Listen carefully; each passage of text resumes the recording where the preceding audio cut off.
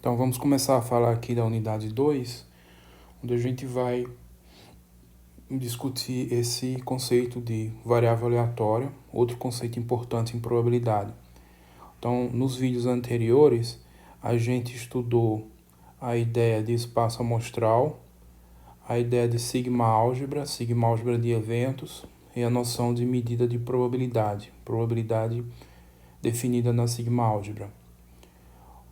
Esse trio em conjunto é o que a gente chama de espaço de probabilidade. Então, isso é o elemento básico no estudo de probabilidades. O próximo elemento básico é a noção de variável aleatória, que é isso que a gente vai começar a discutir aqui. Só que a gente vai discutir isso de um ponto de vista um pouco mais geral, um pouco mais abstrato, porque em muitas circunstâncias é importante a gente ver assim. Então a gente vai estudar, na verdade, aqui o conceito de função mensurável e um caso particular vai ser o conceito de variável aleatória. Então, vamos discutir inicialmente essa ideia de imagem inversa, depois função mensurável, um caso particular de função mensurável, que é a função Borel mensurável, são as funções Borel mensuráveis. A ideia precisa de variável aleatória e algumas propriedades gerais de funções mensuráveis que a gente vai precisar dominar ao longo do curso.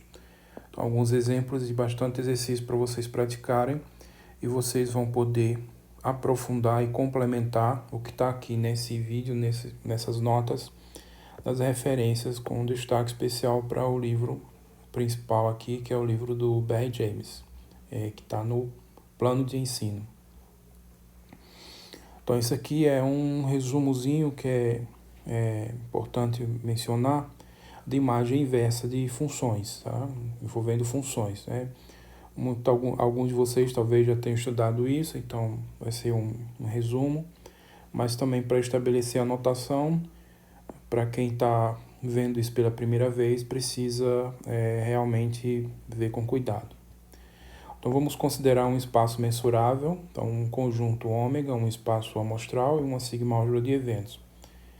Então um espaço mensurável qualquer e uma função, né? A função domínio é o espaço amostral, contradomínio o número dos reais.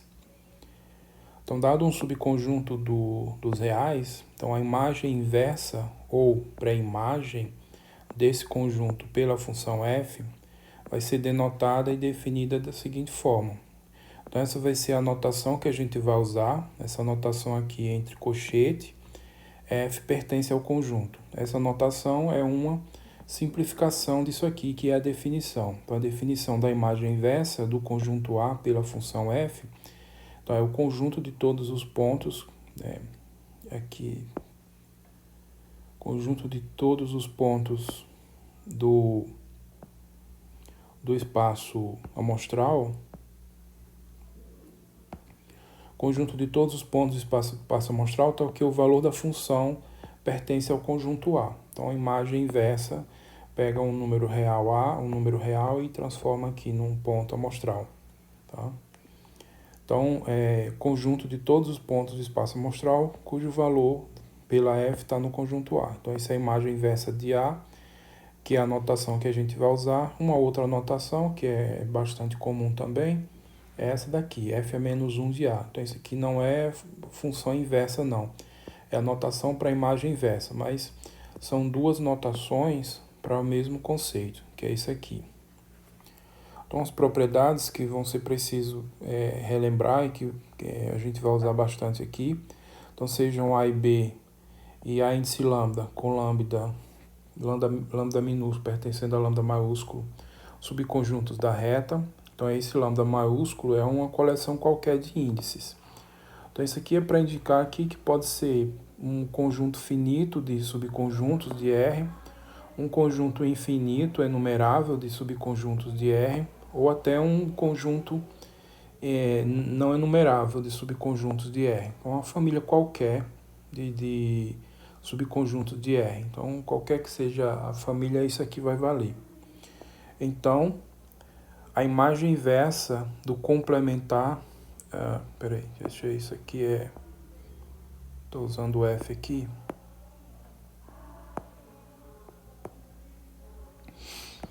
Então, a imagem inversa do complementar de A pela função f é o complementar da imagem inversa de A pela f. Então, isso aqui vale essa relação. Se A está contida em B, então a imagem inversa de A pela f está contida na imagem inversa de B pela f. Se a interseção entre A e B é o vazio, então a imagem inversa, aqui é f, eu usei x aqui, era para usar f.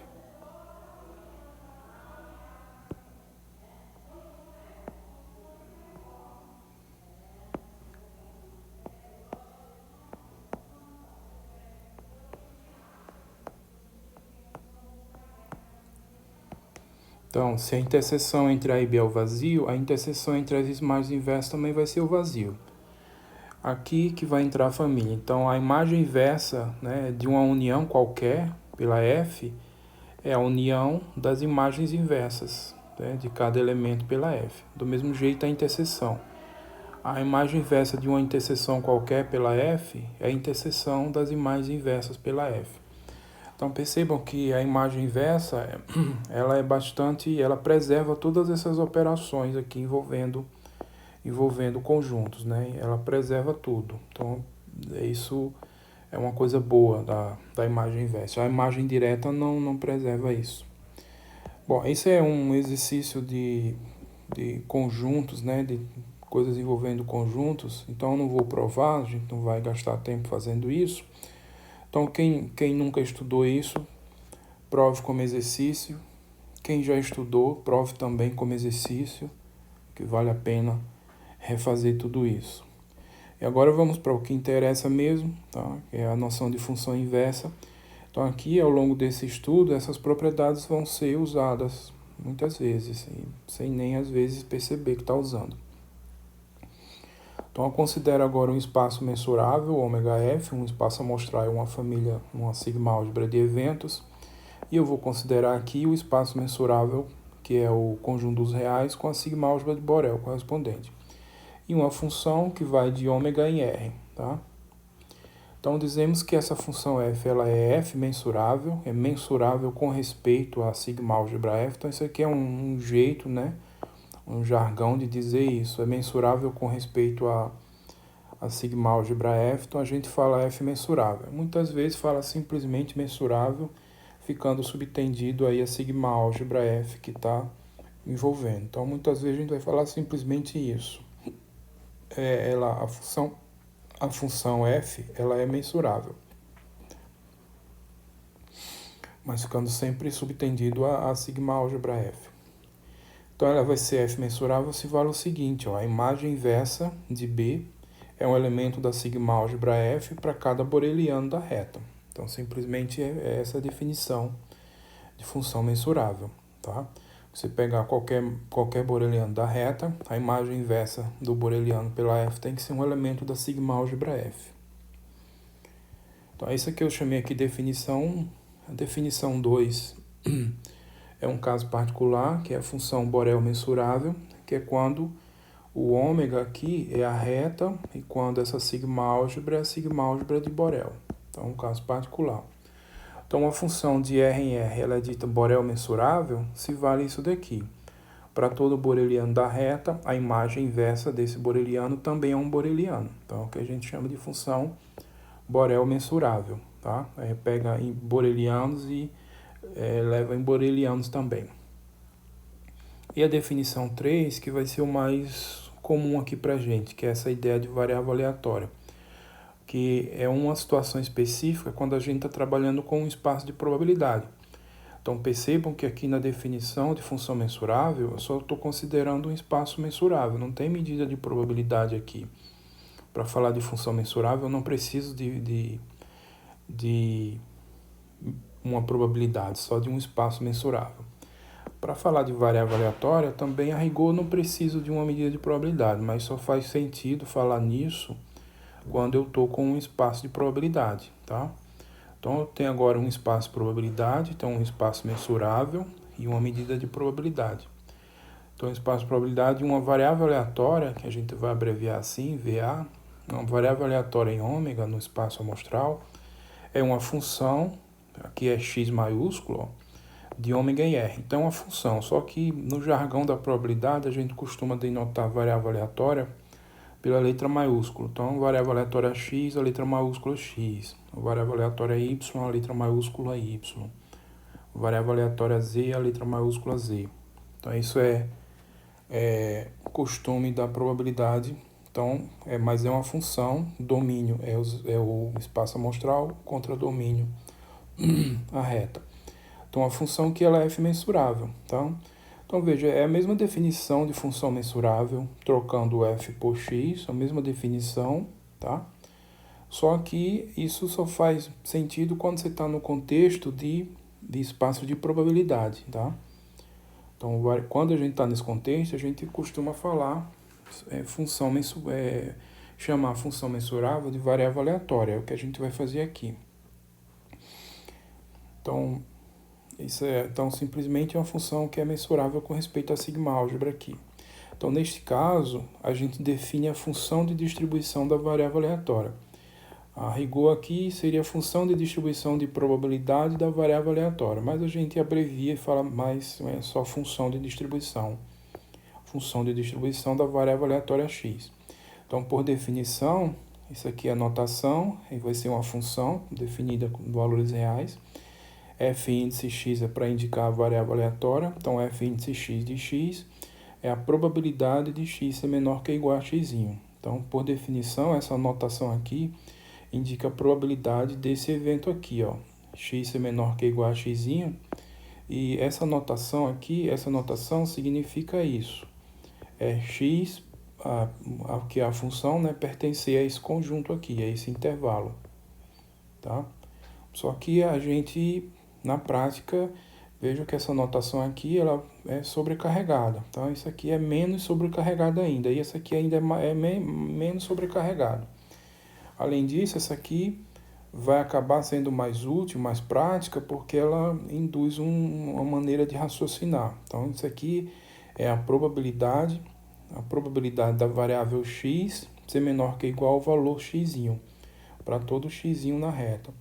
Então, aqui a x é uma função, é o x maiúsculo, aqui x é um número. Então, a probabilidade dessa função ser menor que ou igual a x é a probabilidade dela cair nesse intervalo aqui, tá? Então, isso aqui é o que a gente vai definir, é o que é definido como uma função de distribuição da variável x, tá?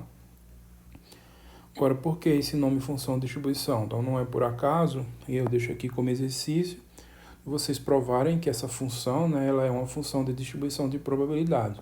Então, no vídeo anterior, a gente discutiu essa ideia de função de distribuição de probabilidade, tá?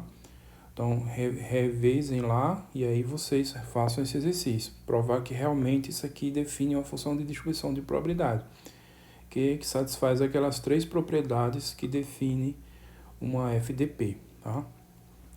Um segundo exercício é você definindo a seguinte função, ó, P índice x, o índice x também é para relacionar a variável x. Então, isso aqui vai ser uma função definida na sigma-álgebra de Borel com valores em 0 e 1. Então, essa função definida assim, P índice x de um boreliano é a probabilidade de x pertencer ao boreliano, tá? Que essa simplificação aqui significa essa notação. Probabilidade de x pertencer ao boreliano, isso para todo boreliano. Então, isso aqui é uma função que está definida para todo boreliano da reta, e aí define uma função. Então, o exercício aqui é para vocês provarem que isso aqui é uma probabilidade na reta, é uma medida de probabilidade na reta, tá? Então, é provar que satisfaz as definições que definem uma medida de probabilidade, tá? Os axiomas e só isso. Então, essa probabilidade é o que a gente chama de distribuição de probabilidade de x. Então, a gente tem a função de distribuição da variável, que é uma função, o nome já está dizendo, a função de distribuição de probabilidade. E a gente tem aqui a distribuição da probabilidade. A distribuição da probabilidade, quando a gente fala assim, a gente está se referindo a essa medida de probabilidade, né? Então, esse exercício para vocês fazerem, que não é complicado. Bom, agora vamos ver propriedades gerais de funções mensuráveis. Então, como eu mencionei, variáveis aleatórias são praticamente sinônimo de função mensurável. Então, tudo o que vai ser feito aqui, usando o termo função mensurável, pode ser feito do mesmo jeito usando o termo variável aleatória, tá? Mas eu vou fazer aqui usando função mensurável, mas quem quiser trocar, ao invés de dizer propriedades gerais de função mensurável, eu poderia dizer propriedades gerais de variáveis aleatórias, tá? No mesmo. Mas a gente pode precisar desse conceito de função mensurável num contexto fora do contexto de probabilidade, apenas envolvendo aqui espaço amostral, um espaço mensurável. Bom, então considere um espaço mensurável, ômega, um espaço amostral é uma sigma álgebra de eventos e uma função de ômega em R. Então, dada uma coleção aqui, um C caligráfico não vazio de subconjuntos de R, defina a imagem inversa dessa coleção pela F. Então, a gente define o anterior, a imagem inversa de um conjunto, é um subconjunto da reta. Aqui, no começo, imagem inversa de um subconjunto da reta. Agora, o que a gente vai definir aqui é a imagem inversa de uma coleção de subconjuntos da reta, tá? Então, essa definição, vou usar essa notação, f é menos 1 da coleção, é definido desse jeito. É a imagem inversa de todos os subconjuntos da reta que estão nessa coleção. Então, a imagem inversa de um subconjunto da reta é um subconjunto de ômega. A imagem inversa de uma coleção de subconjuntos da reta é uma coleção de subconjuntos de ômega. Então, isso aqui é a imagem inversa da coleção. Cuidado para não confundir com a imagem inversa, a ideia de imagem inversa de um conjunto da reta, subconjunto da reta. Então, isso aqui a gente vai usar essa notação bastante. Então, aqui esse lema que eu coloco, se essa coleção é uma sigma álgebra na reta, então a imagem inversa é uma sigma álgebra em ômega, tá? Então, esse aqui é um exercício só para vocês praticarem a definição de sigma álgebra, e aqui vocês vão precisar das propriedades aqui envolvendo imagem inversa, essas que foram revisadas aqui no começo, tá? Especialmente essas aqui. Então, esse é um exercício tranquilo em que vocês mostrarem que se a coleção C é uma sigma álgebra na reta, então a imagem inversa é uma sigma álgebra em ômega, tá? Exercício aí. Esse segundo lema, se C é uma coleção de subconjuntos, né, de qualquer, e F é uma função, então veja, aqui eu tenho a C, é uma coleção de subconjuntos da reta. A imagem inversa da C pela F é uma coleção de subconjuntos de ômega. Então, essa coleção vai gerar uma sigma álgebra aqui, que é a sigma álgebra gerada por ela. Então, isso aqui é uma sigma álgebra em ômega. Essa sigma álgebra gerada aqui é uma sigma álgebra em ômega. Então, aqui é uma coleção, a C é uma coleção de subconjuntos da reta, e ela vai gerar uma sigma álgebra na reta. Então, essa sigma álgebra aqui é uma sigma álgebra em R, tá? Uma sigma álgebra na reta. Mas a imagem inversa dela é um subconjunto é uma coleção em ômega, tá? De subconjuntos de ômega. Então, o que esse lema está dizendo é que essas duas coisas são iguais. Em particular, isso aqui é uma sigma álgebra também, né? Então, essas duas coisas são iguais. Então, aqui você vai fazer essa operação, você pode trocar, tá? Jogar o sigma para dentro, f a menos 1 para fora, dá no mesmo. Você pode fazer essa permuta aqui, permutar essa ordem aí. Bom, prova. Então, no lema anterior, a gente já diz que quando a sigma álgebra, quando a coleção C é uma sigma álgebra na reta, então a imagem inversa é uma sigma álgebra em ômega. E é o que acontece aqui, ó. Isso aqui é uma sigma álgebra na reta, tá? Então, por esse lema, a imagem inversa dessa sigma álgebra é uma sigma álgebra em ômega. Então, é o que está sendo dito aqui. Então, pelo lema anterior, f a menos 1 sigma de C é uma sigma álgebra em ômega, tá? Então, já sabemos que isso aqui é uma sigma álgebra. E pelo lema, isso aqui também é uma sigma álgebra porque é a definição de sigma álgebra gerada. Bom, além disso, a gente tem o seguinte: a imagem inversa da coleção C pela F, por definição, é a imagem inversa de todos os subconjuntos A pela F que estão na coleção. Isso aqui é a definição da imagem inversa, tá? Como essa coleção ela é um subconjunto da sigma álgebra gerada por ela mesma, então é claro que isso daqui é um subconjunto disso daqui, tá? Porque isso aqui está contido aqui. Então, isso daqui, ó, por definição, é a imagem inversa da sigma álgebra gerada pela coleção C, que é o que aparece aqui, tá? Então, o que eu quero destacar é que essa coleção aqui está contida nessa sigma álgebra. Isso aqui a gente sabe que é uma sigma álgebra, isso aqui não necessariamente é uma sigma álgebra, mas essa coleção está contida aqui, tá ok?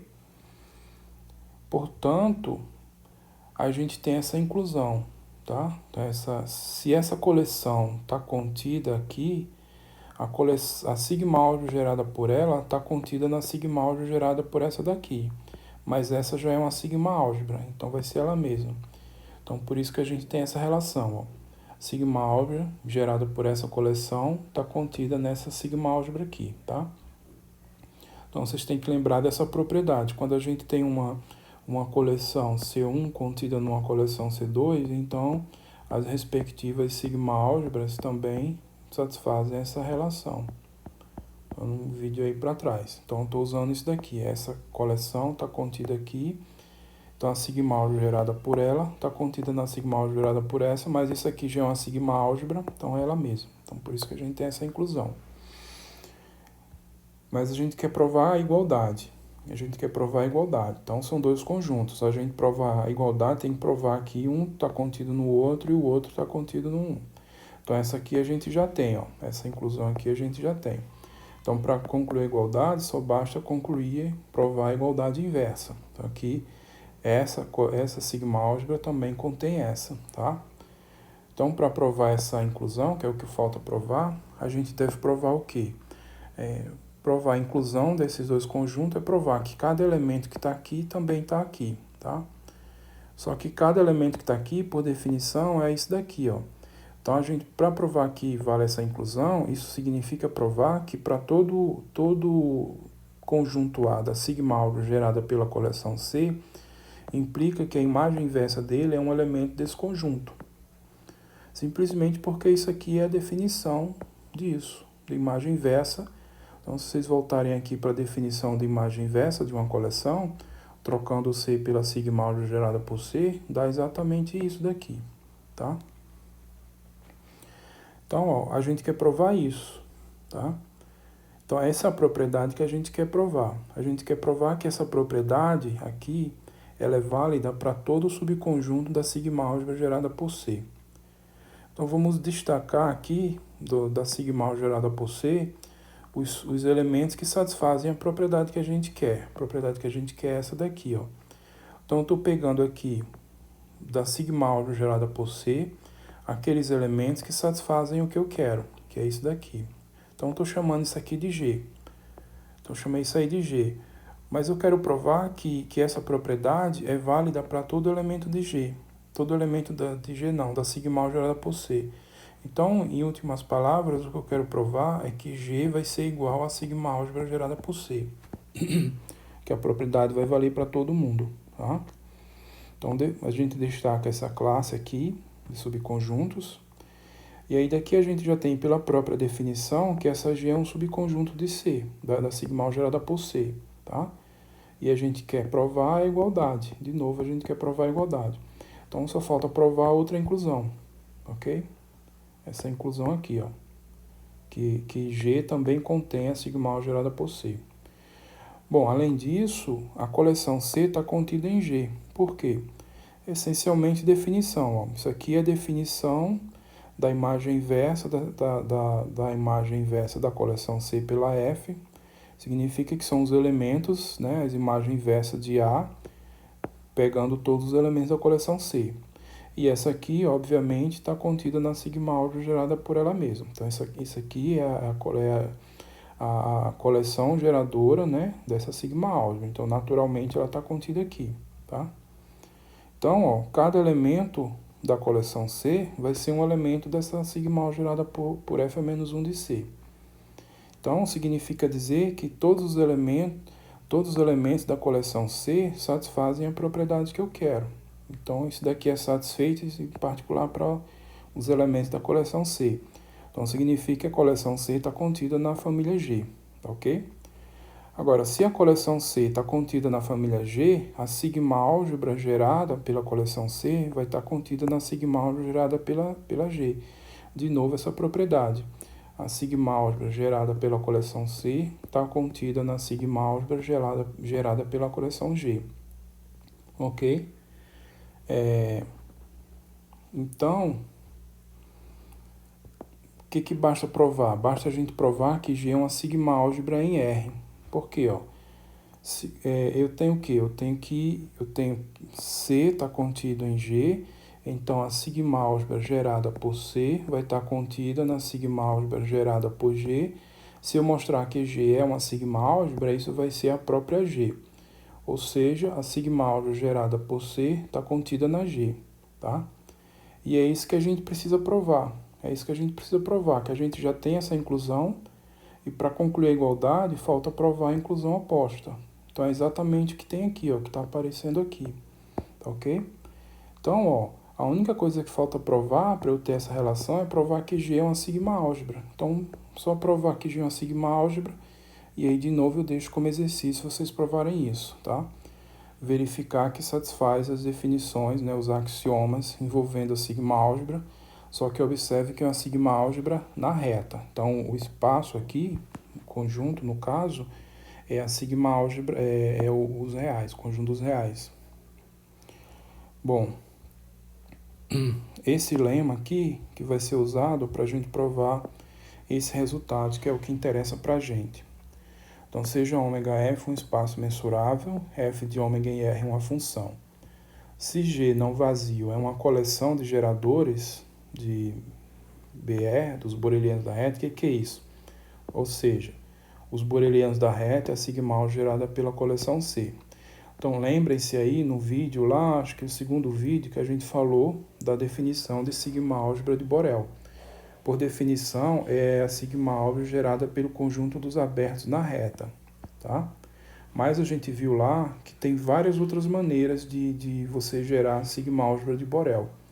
A gente viu umas 10 ou 11 maneiras diferentes de gerar sigma-álgebra de Borel. Cada uma maneira ali você tem uma coleção de geradores. Então vocês têm muitas coleções de geradores para gerar sigma-álgebra de Borel, tá?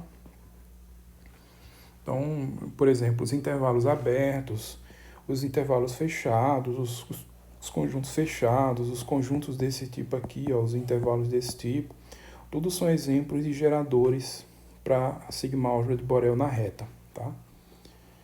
Então, voltando, se G é uma coleção de geradores dos borelianos, ou seja, vale isso daqui, então a função f ela é f mensurável se somente se vale isso daqui, para todo B da coleção C.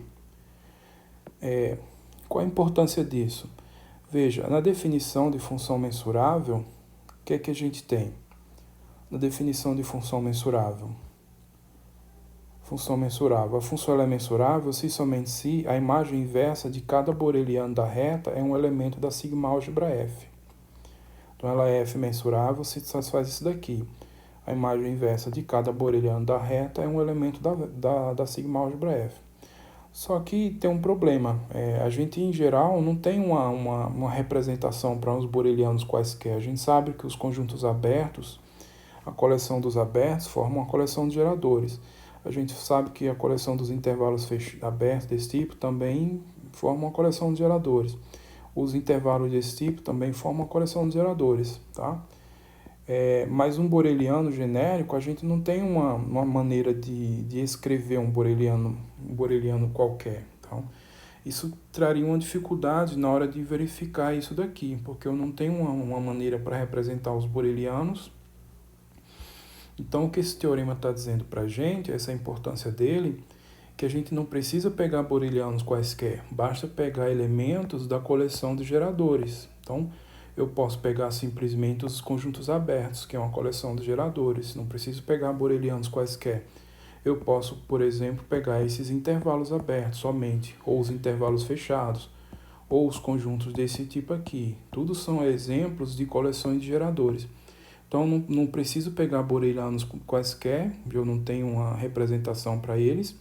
Eu posso, por exemplo, pode ser que em determinadas circunstâncias isso aqui seja o mais prático. E aí vai ser suficiente olhar para eles, tá? Então, a função ela vai ser mensurável somente se a imagem inversa de cada elemento da coleção de geradores é um elemento da sigma-álgebra F. Então, vamos para a prova. Então, se a função ela é f mensurável, então seja f uma função f mensurável, então qualquer que seja o elemento da coleção de geradores, ele também é um elemento da sigma-álgebra de Borel, porque a coleção de geradores ela gera a sigma-álgebra de Borel, então ela vai estar contida nessa sigma-álgebra, que é a sigma-álgebra de Borel. Então, qualquer que seja o elemento da coleção de geradores, ele também é um elemento da sigma-álgebra de Borel, tá? E como a função é mensurável, por definição de função f mensurável, a imagem inversa dele é um elemento da sigma-álgebra F. Então, a gente tem a demonstração nesse sentido. Se ela é mensurável, então vale isso daqui. Agora, o mais importante é a recíproca. Se tem válido isso daqui, então ela vai ser mensurável, f mensurável. Então, reciprocamente, suponha que vale isso aqui, ó. Suponha que vale isso daqui. E a gente quer provar que ela é f mensurável. Provar que ela é f mensurável é provar que vale essa relação, vale essa mesma relação, só que trocando aqui por borelianos da reta, um boreliano qualquer. Então, a gente vai provar que vale isso com um boreliano quaisquer, assumindo que vale isso daqui, apenas. Bom, então, isso daqui está dizendo para a gente, ó, isso aqui é simplesmente a definição da imagem inversa da coleção C, tá? Isso que está aqui, ó, isso que está aqui, se você pegar o que é a imagem inversa da coleção C? É pegar as imagens inversas de cada elemento da coleção C. Então, esses vão ser os elementos, esses aqui vão ser os elementos da imagem inversa da coleção C. E a hipótese está dizendo que ele é um elemento da sigma-álgebra F. Então, o que a gente tem aqui é essa inclusão. A imagem inversa da coleção C está contida na sigma-álgebra F. E aí, de novo, a sigma-álgebra gerada por essa coleção está contida na sigma-álgebra gerada pela F. Só que isso já é uma sigma-álgebra e vai ser a própria, tá? Então, a gente tira essa inclusão. A sigma-álgebra gerada pela imagem inversa da coleção C está contida na sigma-álgebra F. Então, essa inclusão aqui é consequência da hipótese que a gente tem. E aí, o que acontece? O que acontece com essa sigma-álgebra aqui? Isso aqui é uma sigma-álgebra, né? Pelo lema anterior, a gente pode fazer o quê? A troca aqui, ó. Trocar aqui, f é menos 1 de sigma de C. Então, f é menos 1 da sigma-álgebra de Borel, a imagem inversa da sigma-álgebra de Borel. Quem é a sigma-álgebra de Borel? É a sigma-álgebra para essa coleção C. Aí o lema, essa passagem aqui que eu uso o lema, diz que eu posso trocar aqui de posição, f é menos 1 com sigma. Então, a imagem inversa da sigma-álgebra de Borel é igual à sigma-álgebra gerada pela imagem inversa da coleção C. Tá? Então, essa é a igualdade aqui. Assim, ó, para cada boreliano da reta, a gente tem o quê? Ó? Esse aqui é um elemento da imagem inversa da sigma-álgebra de Borel, que é simplesmente pegar a definição da imagem inversa aqui. A imagem inversa da sigma-álgebra de Borel é o quê? É a imagem inversa dos elementos que são borelianos. Simplesmente isso. É a definição que eu dei aqui, ó. É a definição que eu dei aqui, onde você pega C, pega a sigma-álgebra de Borel, mas é a mesma definição.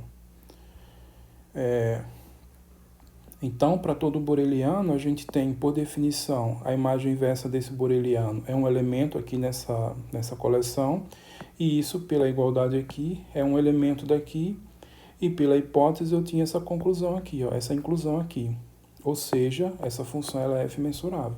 Porque o que foi que a gente fez? A gente pegou um boreliano qualquer, e mostrou que a imagem inversa desse boreliano pertence a quem? Pertence a isso aqui tudo, que no fim vai estar incluso na sigma-álgebra F, tá? Ou seja, cada boreliano, a imagem inversa dele é um elemento da sigma-álgebra F.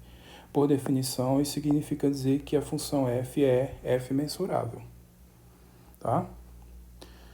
Então, esse teorema aqui é importante porque ele dá uma maneiras mais práticas de você verificar quando uma função é mensurável.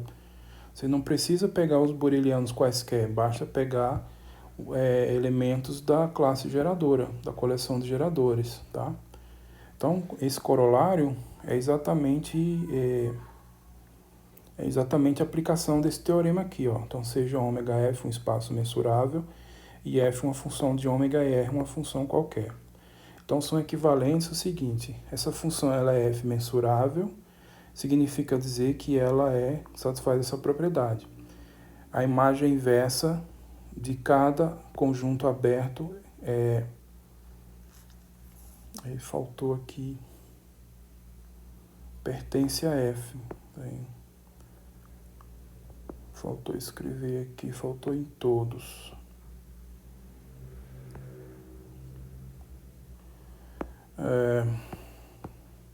Esse é um elemento da coleção F, tá? Faltou em todos aqui. Então, ó, aqui está dizendo o quê? Se eu quisesse provar, usando a definição, que a função ela é F mensurável, eu teria que provar que a imagem inversa de cada boreliano é um elemento da sigma álgebra aqui. Mas o que está sendo dito aqui nesse item é que eu não preciso pegar um boreliano qualquer, basta pegar os abertos. Por quê? Porque os abertos formam uma coleção de geradores para sigma álgebra, tá? Mas se for uma situação que é importante usar conjuntos abertos, ótimo, mas pode ser uma situação que seja importante usar fechados. Mas faltou aqui em todos. Deixa eu corrigir isso aqui.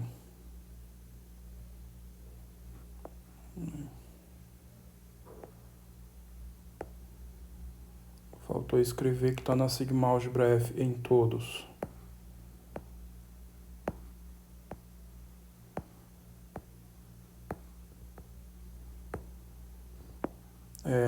Então, se isso aqui é um elemento da sigma álgebra F, isso aqui também é um elemento da sigma álgebra F, esse também é. Então, cada um deles é um elemento da sigma álgebra F, que eu esqueci de colocar em todos, tá?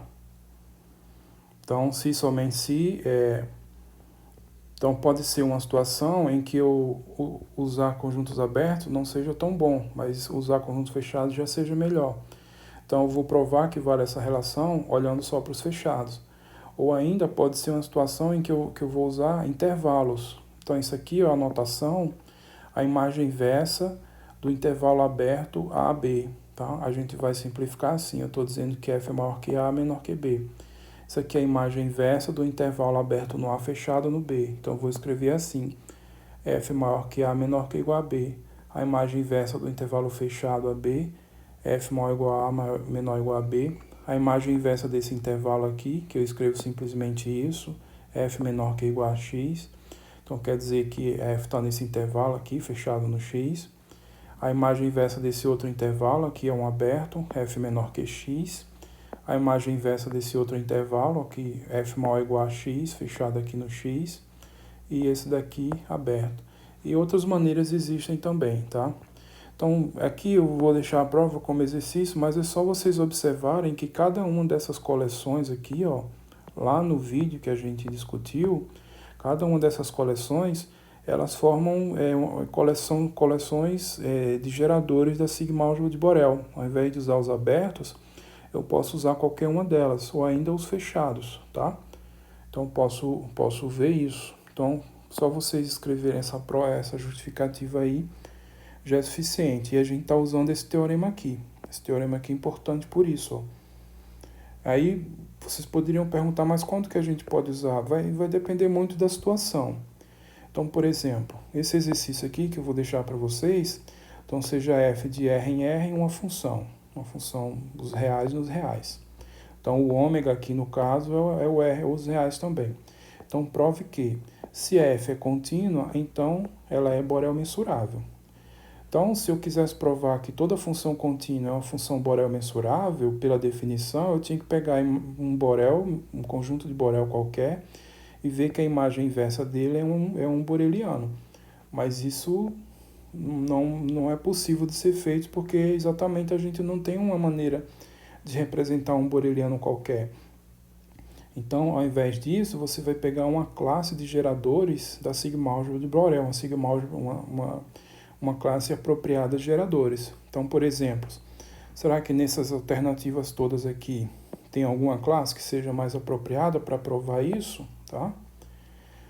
Outro exemplo, toda função monótona, não precisa nem ser contínua, se é uma função monótona, então ela também é Borel mensurável. Então, a mesma coisa, se fosse usar pela definição, teria que provar que a imagem inversa, a imagem inversa de cada boreliano é um boreliano, tá? Mas a gente não tem uma representação, uma maneira de representar genericamente um boreliano. Então eu tenho que usar alguma classe de geradores apropriada. Então, para esse caso de função monótona, será que tem alguma dessas classes aqui que seria mais apropriada para provar isso? E é isso que vocês vão ter que descobrir. Na prática, as funções que a gente trabalha, vai trabalhar tanto em probabilidade quanto em análise, nas aplicações em geral, as funções são Borel mensuráveis. É muito raro alguma função não ser Borel mensurável, você não vai encontrar a função assim, uma função que não é Borel mensurável tão facilmente. Equivale à mesma dificuldade de encontrar um conjunto que não é um boreliano na reta. Tá? Então, esses conjuntos existem, mas a gente não consegue visualizar nenhum desses conjuntos, representar ou desenhar nada disso. Tá? A gente não consegue, não, mas eles existem. Então, é tão difícil quanto você encontrar um conjunto Borel mensurável, um conjunto que não é Borel mensurável, é encontrar uma função que não seja Borel mensurável. Então, na prática, as funções que a gente vai trabalhar, elas vão ser Borel mensuráveis. Tá? Então, esse exercício aqui, para vocês complementarem, e a gente vai falar mais coisas no próximo vídeo sobre funções mensuráveis e variáveis aleatórias. E esse vídeo eu vou parar aqui. Então, o foco aqui são as variáveis aleatórias, né? Falamos um pouquinho aqui, uma revisão sobre imagem inversa, né, de conjuntos por funções, o conceito de função mensurável, um caso particular de Borel mensurável. O mais importante em probabilidade são as variáveis aleatórias, que são sinônimo de função mensurável, só que no contexto que vocês têm um espaço de probabilidade. Então, essas propriedades gerais de funções mensuráveis, que a gente vai discutir ainda nos próximos vídeos, exemplos e exercícios bastantes para vocês discutirem, e vocês vão encontrar mais coisas sobre esse assunto, principalmente sobre variáveis aleatórias, nos livros aqui, com destaque para o livro do Barry James. Bom, e com isso é só, até o próximo vídeo e tchau.